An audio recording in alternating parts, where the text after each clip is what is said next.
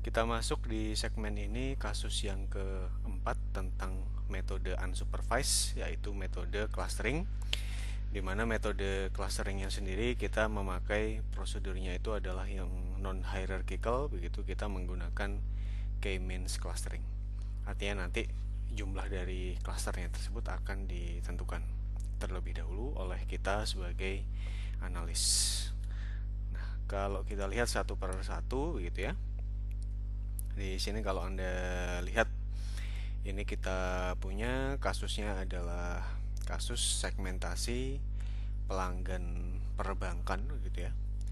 Di sini kalau kita lihat ada beberapa variabel yang bisa dipakai, yaitu variabel umur, berikutnya adalah variabel pendidikan, berapa lama dia bekerja begitu. Pendidikannya di sini dia itu adalah sifatnya kategori, ada 4 kategori. Tidak diberikan keterangan setiap kategori apa, cuma kita bisa mengasumsikan begitu ya. Misalnya kategori 1 itu adalah kita mungkin pendidikan menengah begitu ya, SMP atau SMA.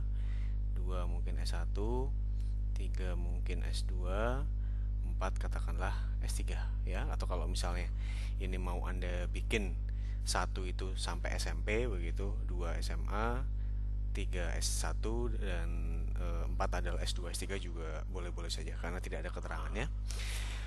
Begitu pula kalau kita lihat di sini, ini kalau umur jelas begitu ya, pendidikan adalah kategori, durasi bekerja sepertinya dalam tahun, kemudian pendapatan mungkin ini nilainya karena ini kasusnya dari luar negeri begitu ya, kelihatannya mungkin pendapatan dalam tahunnya tersebut dalam puluhan ribu dolar Amerika.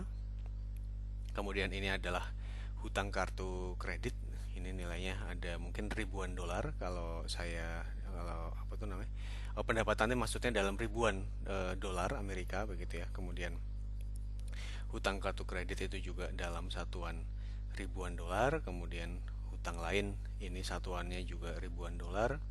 Dan apakah kartu kredit ini menjadi default dari transaksi gitu ya. Di sini kalau kita lihat ini adalah sifatnya juga kategorikal begitu ya. Kalau default berarti ya, kalau tidak berarti ya dia menggunakan metode yang lain. Kemudian kalau kita lihat ini kita punya juga rasio hutang terhadap pendapatan ya. Itu berarti hutang dibagi dengan pendapatan atau disebut sebagai debt income ratio. Nah, kita lihat dulu sekilas sebelum kita melakukan proses di Python-nya. Datanya kalau kita lihat ini dalam format .csv begitu ya. Di sini kalau Anda lihat ini adalah pelanggan yang kesekian begitu. Ini kalau Anda lihat adalah customer ID begitu ya. Customer ID-nya tersebut. Kemudian kalau kita lihat lagi nih adalah umur dalam tahun. Ini pendidikan yang saya sampaikan tadi sifatnya kategorikal begitu ya. Ada 1, 2, 3, dan 4.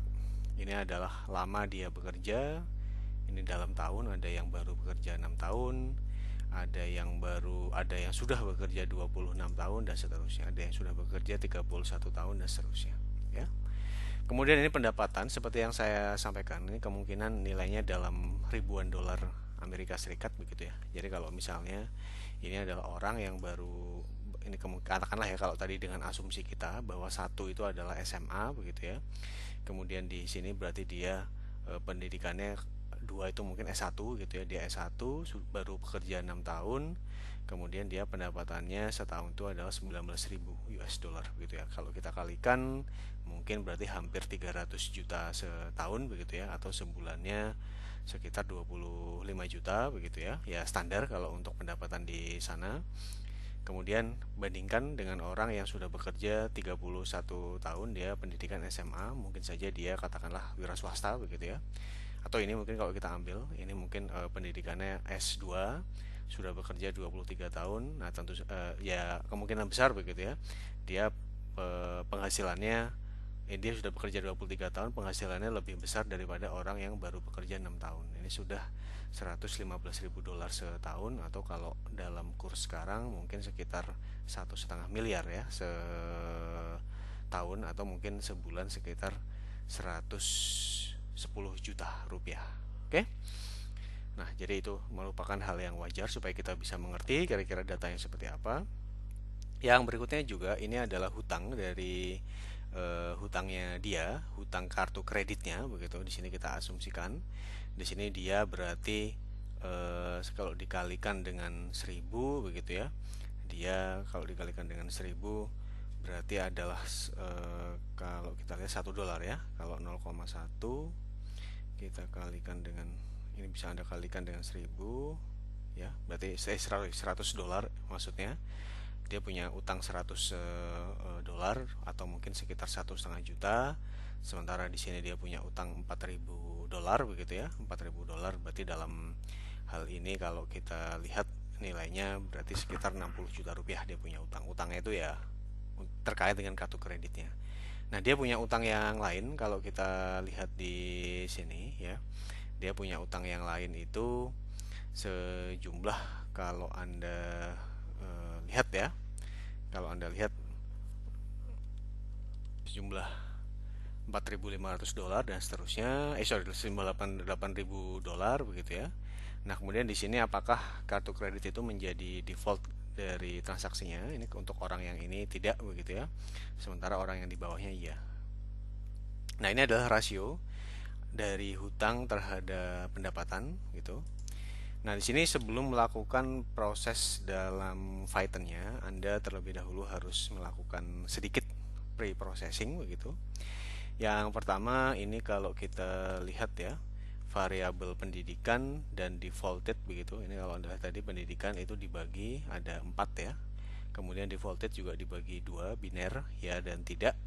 Nah, tentu saja itu sifatnya adalah variabel yang kategorikal ya. Sedangkan yang lainnya adalah variabel discrete gitu. Karena kalau kita lihat ya, kecuali yang rasio-rasio ini ya, apa itu namanya, yang hutang ini bisa kita anggap sebagai variabel discrete kalau Anda kalikan dengan 1000 ya, itu maksudnya. Begitu pula di sini kalau kita lihat rasionya juga kalau rasionya tidak discrete ya, karena dia merupakan rasio antara hutangnya dengan pendapatannya. Oke. Apa tuh namanya? Kalau kita lihat jadi mungkin bukan selebihnya, tapi mungkin selebihnya sebagian besar ya adalah variabel discrete. Nah, ini nanti Anda akan diminta untuk menghapus kolom yang pertama yang di sini ya. Karena ini kan tidak diperlukan gitu. Ini mungkin berasal dari proses sebelumnya begitu, tapi untuk perhitungan kita nanti tidak diperlukan lagi. Nah, sedangkan yang di sini customer ID begitu, mestinya tetap kita perlukan untuk mengidentifikasi dia adalah pelanggan mana, masuk ke klaster mana nanti. Nah, tetapi di sini dia juga tidak diperlukan dalam prosesnya. Nah, untuk proses perhitungan analisis klasternya tetap menggunakan 8 variabel yang ada, 1, 2, 3, 4, 5, 6, 7, 8 ya. Sedangkan ini tidak dipakai. Oke.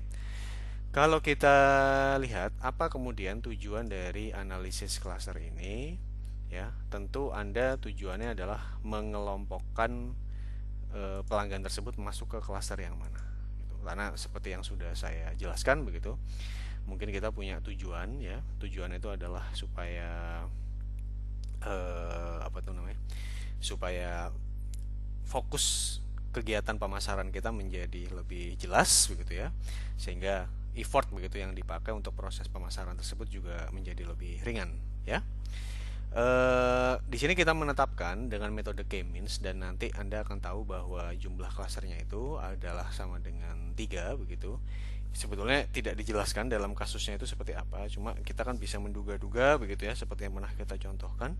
Mungkin sekarang sudah terbentuk 3 divisi yang menangani gitu ya, sehingga paling gampang begitu kita bisa melakukan profiling sesuai dengan jumlah divisi yang ada. Karena kalau divisinya tersebut jumlahnya saya ganti, maksudnya kalau saya menggunakan metode misalnya saya menggunakan metode hierarchical clustering begitu, kan tidak mesti hasilnya bakal 3 begitu ya, bisa 4, 5 dan seterusnya. Nah, itu tentu agak merepotkan. Nah, sekarang bagaimana kalau itu ditetapkan saja sama dengan 3 gitu misalnya. Nah, ini sebelumnya kita melihat dulu ini distribusi umurnya seperti ini ya. Jadi Anda bisa lihat begitu. Kemudian yang di sini kita punya distribusi pendidikan. Nanti kita lihat satu persatu menggunakan Python. Paling banyak yang pendidikannya kategori 1 dan yang sampai 5 ternyata bahkan ya. Yang paling sedikit adalah yang kategorinya 5. Di sini umurnya semuanya berada di dalam usia produktif begitu ya, karena yang memiliki kartu kredit itu kemungkinan mereka yang sudah bekerja begitu ya. Kalau Anda lihat di sini umurnya paling banyak ada di antara 30 sampai 40 tahunan ya. Kemudian kalau kita lihat ini profil begitu ya, yang banyak begitu yang tidak menggunakan kartu kredit sebagai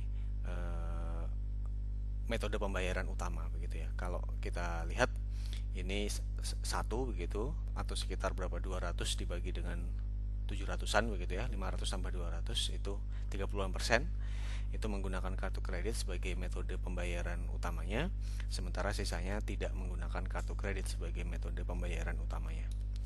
Nah, ini kalau kita lihat umur terhadap pendapatan begitu ya, kita menggunakan scatter plot. Mengenai caranya nanti akan kita lihat seperti apa. Tapi apa kesimpulan yang bisa kita tarik di sini begitu? Semakin ya, kalau kita lihat di sini, semakin tinggi umurnya, jadi pada saat umur tersebut mengarah ke arah kanan, maka pendapatan juga cenderung semakin tinggi, cenderung semakin naik ya kalau Anda lihat. Dan itu normal begitu. Karena kalau kita makin lama bekerja ya kemungkinan kan gaji kita makin tinggi. Anda lihat dibanding orang yang 20-an tahun begitu, kemudian 30 dan seterusnya. Di sini nilai-nilai yang tinggi tersebut itu ada pada saat umur Anda sudah tinggi juga, sudah di atas 35 tahun ya.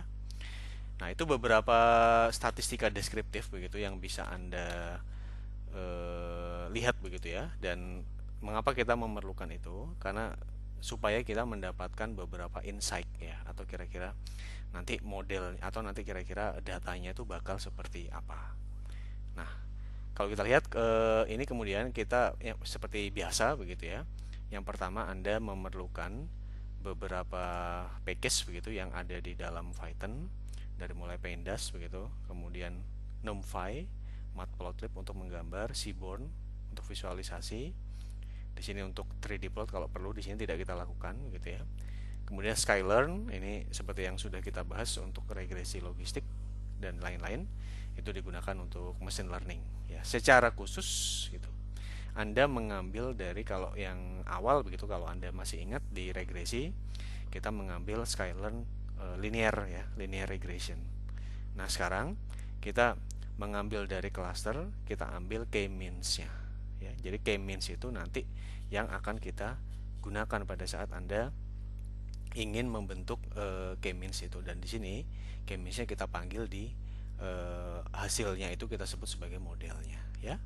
Jadi k-means kita sudah spesifik mengambil algoritma k-means clustering dari Skylearn-nya itu.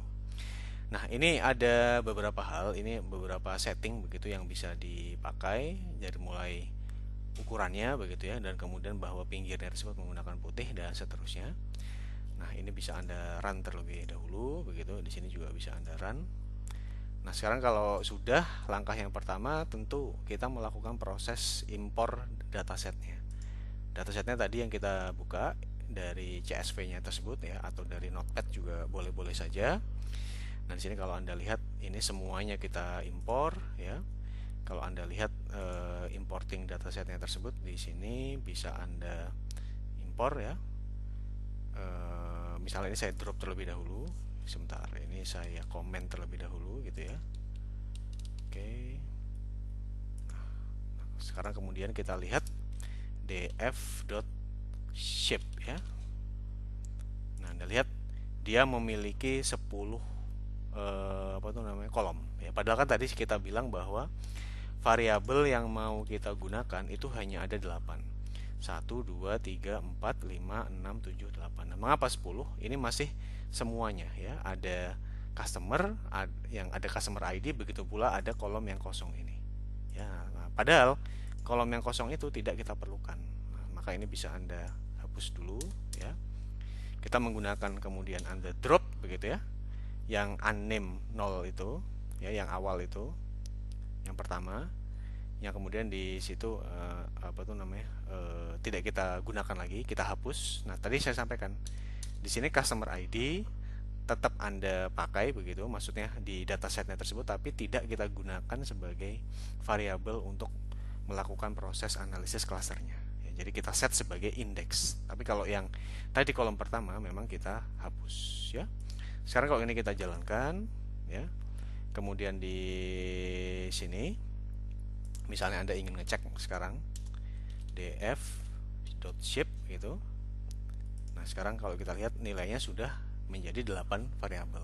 Kalau jumlah barisnya tetap sama, ada sebanyak 850 baris data ya. Kemudian kalau Anda ingin nampilkan seperti apa beberapa baris pertama dari datasetnya tersebut ya, ini ada customer ID, ini ada umur, education, years employed, dan seterusnya. Nah, ini kan kurang bagus ya. Anda bisa menggunakan fungsi ini untuk menampilkan data dengan tampilan yang lebih baik gitu ya. Di sini kalau Anda lihat ini kita bisa print CL, ini kalau Anda lihat dari term color, saya lupa begitu ya. Pada saat term color tersebut tidak bisa Anda jalankan, Anda harus melakukan proses instalasi di command prompt ya. Di sini Anda bisa ngetik ini sudah saya install tadi. Anda bisa ketik pip install term color ya. Anda kemudian tinggal tekan enter, nanti dia akan menginstall sendiri kalau memang belum terinstall ya. Nah, di sini kalau kita lakukan jalankan, nah di sini sudah lebih bagus begitu ya. Ini sudah jelas, ini ada customer ID-nya, ini ada education, ada years employed, etc. etc. Nah, itu dari situ Anda sudah bisa peroleh. Nah, ini kemudian kita coba bikin plotting begitu ya. Ini ada umur pelanggan. Di sini Anda bisa menggunakan histogram. Ya, ini beberapa. Ini adalah yang intinya yang Anda bikin histogram itu adalah dari age-nya. Ini Anda milih dia mau warnanya apa, ukurannya berapa ya. Di sini X-nya kita pilih yang age, kemudian Y-nya kita pilih frekuensi. Anda bisa save sehingga dia akan langsung kalau kita run begitu ya, dia akan langsung masuk ke folder kita. Di sini menjadi age distribution. Ini ada di folder yang sama dengan kode Python Anda. Kemudian kalau kita lihat ini adalah histogram pendidikan ya. Nah, ini saya pilih warna yang lain. Dan di sini kalau tadi saya ngambil namanya itu adalah variabelnya adalah age, sekarang saya ngambil variabelnya edu ya. Kalau mau Anda ganti years income juga bisa-bisa saja di sini. Nah, ini kita ambil seperti ini secara otomatis begitu ya. Dia akan melakukan plotting untuk proses dari distribusi kontinunya. Kalau Anda mau menghilangkan boleh. Ini mirip pada saat kita melakukan goodness of fit ya. Kalau di statistika diplotkan terhadap kira-kira ini masuk distribusi apa. Oke. Nah, ini kalau Anda lihat ya, ini secara numerik kita milih begitu, titik-titik ini ya titik-titik begitu, karena kalau yang ada di antara dua tanda petik itu adalah dibaca sebagai teks begitu ya. Ini ada yang kalau Anda lihat ada berapa banyak yang default, berapa banyak yang non default, kemudian Anda bisa menghitung begitu ya. Anda bisa menghitung di sini berapa persentasenya. Sehingga kalau kita lihat di sini ya, ternyata yang default tadi seperti yang sudah saya bahas di slide itu sekitar 30-an% ya. Nah, kemudian kalau kita lihat lagi di sini, dari sini kita bisa bikin histogramnya ya. Ini tadi. Kemudian ini cara Anda membuat scatter plot ya. Scatter plotnya untuk menunjukkan kesimpulan tadi bahwa semakin banyak yang semakin tua seseorang tersebut, maka semakin besar juga pendapatannya ya. Kalau kita lihat di sini kita run. Nah, oke. Kemudian kita jangan lupa beberapa kali di save ya. Kalau Anda mau mengubah namanya juga boleh. Nah, di sini kemudian ada beberapa hal yang lain. Yang berikutnya kita melakukan proses pemodelan ya. Yang pertama di sini kita jaga-jaga begitu ya. Kalau memang ada yang sifatnya itu NA gitu di datasetnya tersebut, yang tadi dataset CSV, maka Anda bisa menggantinya dengan 0 supaya tetap bisa dihitung. Itu adalah none to num ya. Jadi none to numeric begitu kita set sebagai 0. Dan Anda perlu melakukan normalisasi 8 variabel tersebut karena dia range-nya beda-beda. Ya meskipun tidak terlalu jauh sebetulnya, tapi tetap dalam hal ini normalisasi merupakan langkah yang bagus supaya data Anda menjadi standar satu dengan yang lainnya. Kemudian Anda bisa setelahnya melakukan pemodelan, ya. Dan di sini jumlah klasternya itu kita pilih 3. Nah, pertanyaannya begitu ya. Kalau kita 3, sebetulnya kan eh, dia kan tidak tahu harus mulai dari yang mana gitu. Contoh gitu ya. Kalau kita lihat ini datanya tadi ya, kan ada 1, 2 sampai data ke 849 atau 850. 849 harusnya ya, karena yang pertama dibaca sebagai headernya. Nah, kalau Anda ingat dalam K-means clustering, kita perlu menentukan centroid ya dari klasternya tersebut. Nah, ini tuh mau Anda pilih centroidnya itu yang mana? Apakah begitu ya? Data pertama sebagai centroid atau data kedua. Nah, dia kan tidak tahu. Kalau kita ya bisa aja menentukan begitu data pertama. Nah, dia akan menggunakan K-means plus plus ya. Si cara untuk memilih seed centroidnya itu yang mana. Nah, kalau Anda mau lihat begitu ya, ini adalah algoritma. Jadi ini sama sekali bukan algoritma K-means clustering ya. Kalau ini tetap algoritmanya K-means clustering, ini hanya dipakai untuk menentukan centroidnya. Ada beberapa cara untuk menentukan centroidnya.